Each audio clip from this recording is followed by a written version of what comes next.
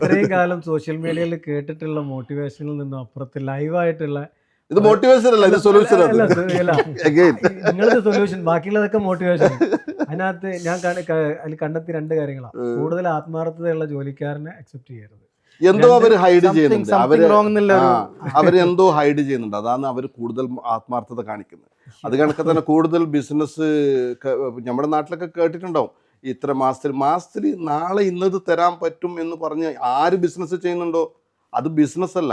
അത് നാളത്തത് ഒരിക്കലും പറയാൻ പറ്റില്ല. നാളെ കൊറോണ വരാം, ബിസിനസ് താഴേക്ക് പോവാം, ബിസിനസ് മേലിലേക്ക് പോവാം. നാളെ ഇന്നത് അടുത്ത മാസം മുതൽ ഫിക്സ്ഡ് എമൗണ്ട് തരാൻ പറ്റും എന്ന് പറഞ്ഞിട്ട് ആരെങ്കിലും ബിസിനസ്സിലേക്ക് നിങ്ങളെ ഇൻവൈറ്റ് ചെയ്യുന്നുണ്ടോ അതിൽ കൂടണ്ട. നാളത്തത് അവർക്ക് പ്രഡിക്റ്റ് ചെയ്യാൻ പറ്റൂല. സംഭവിക്കാൻ പോകുന്ന കാര്യങ്ങൾ എങ്ങനെ മുൻകൂട്ടി മനസ്സിലാക്കാൻ പറ്റും. അത്ര വലിയ പ്രവാചകന്മാരെ കാലമൊന്നും കഴിഞ്ഞല്ല.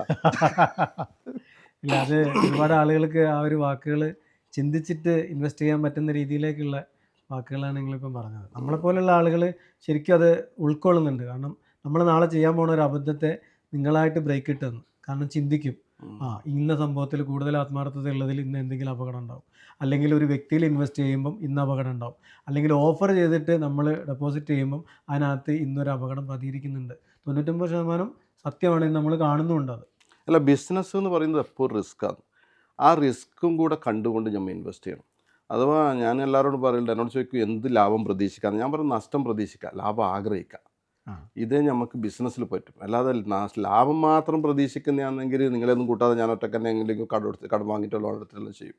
നഷ്ടവും കൂടി, ഇതിൻ്റെ റിസ്ക് ഫാക്റ്റ് ഉണ്ട് ബിസിനസ്സിന്, ഇല്ലെങ്കിൽ ഇൻവെസ്റ്റ്മെൻറ്റിന്, ഇതിനൊക്കെ റിസ്ക് കൂടെ ഉണ്ട് എന്നുള്ള നല്ല ബോധ്യത്തോടു കൂടി തന്നെ ഇൻവെസ്റ്റ് ചെയ്യണം.